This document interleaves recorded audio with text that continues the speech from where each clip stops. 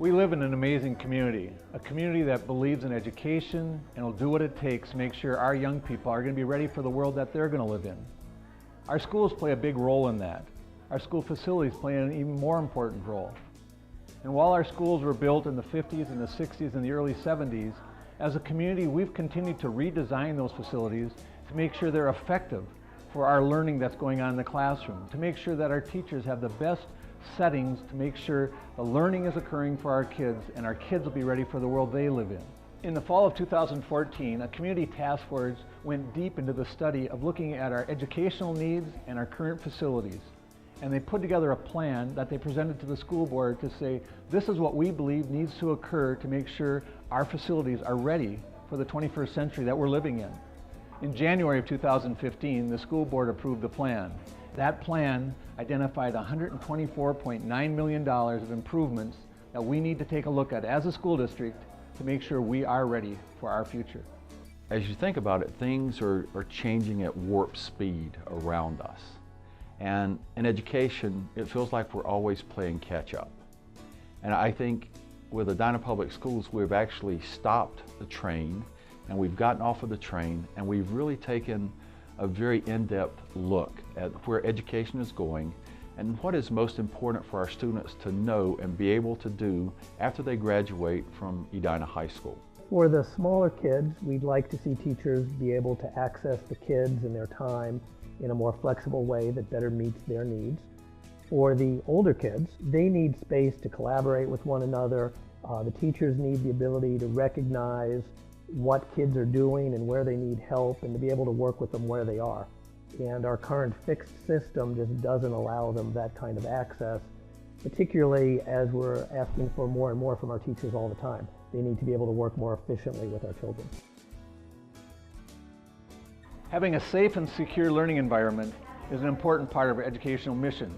And despite our schools being built in the 50s, 60s, and 70s, a very different time around security, our district has always taken steps to make sure we have a secure environment for our students, staff, and community.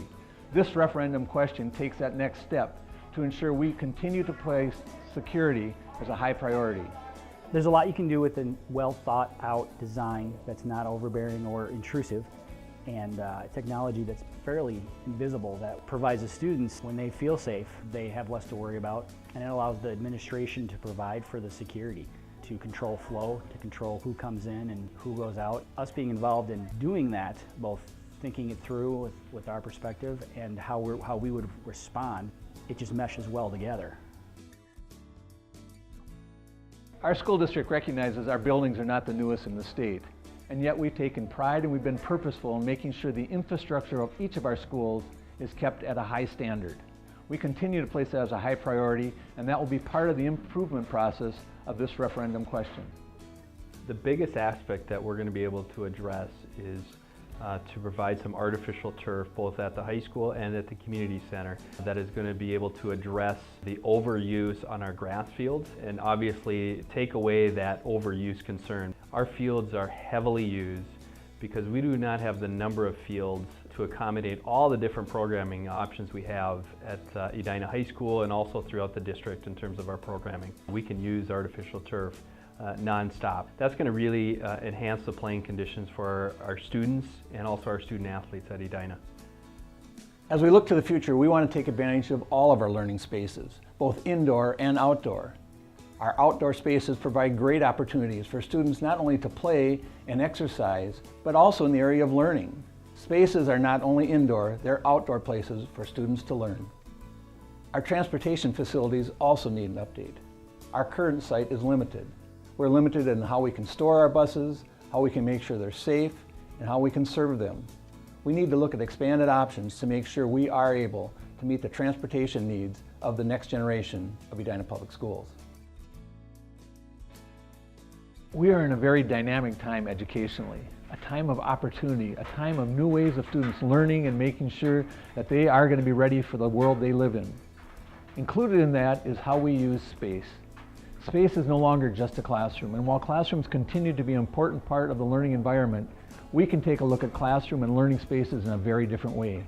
When we think of how instruction is delivered, our buildings for so very many years were built around this idea of cells and bells. In other words, you've got hallways with classrooms on either side. The classrooms are all the same, and we use it for first graders, we use it for fifth graders. And it's hard to know 21st century learning when you're in really a 19th century space, which was built on industrialization and efficiency.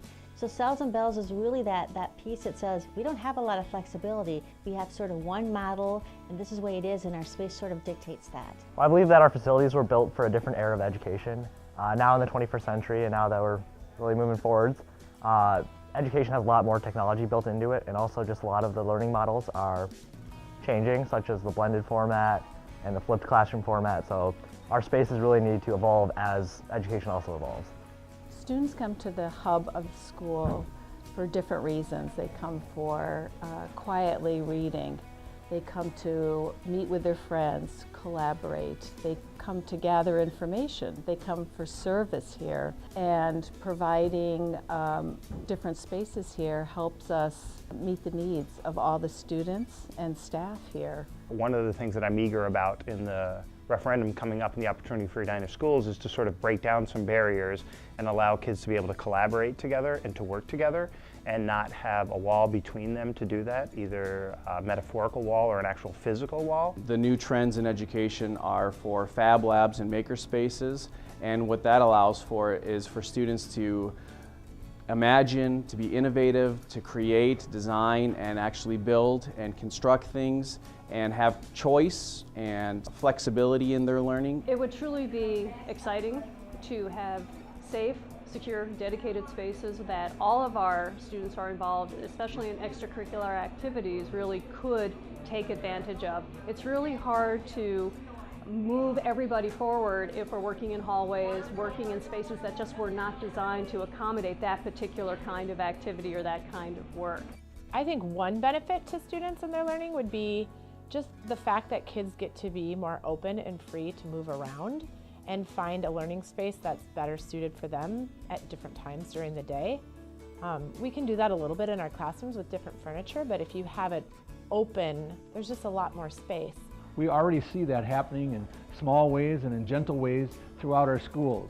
Ways where students can break out into smaller areas, ways and places where we can have students gather in larger group areas, different applied learning spaces.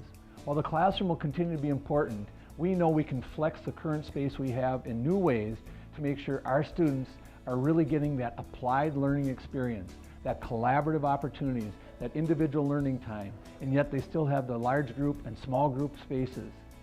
By doing some changes in our schools, we know that that dynamic time in education will become an opportunity of great learning for our young people. We're truly trying to educate students for a future that is yet to exist. I know that the workforce requires kids to collaborate much more, requires kids to be able to work together, be able to problem solve together. If we had facilities of bigger classrooms or taking down some of the walls between classrooms, we can share students more. This school district has a strong tradition of placing learning in young people as a priority. Facilities has been part of that story. We've always made sure our facilities are great for learning today and tomorrow. Since the 1990s, we've been making building improvements to ensure that this occurs, and each one of these referendums has complemented the other. So as we look to the 2015 referendum, we know that we're going to see benefits for our learners today and into the 2020s. Educationally, Edina Public Schools is known as defining excellence. In this referendum, we're not only transforming spaces, we are advancing excellence. Advancing excellence. Advancing excellence. Advancing excellence. Advancing excellence. Advancing excellence. Advancing excellence. advancing excellence.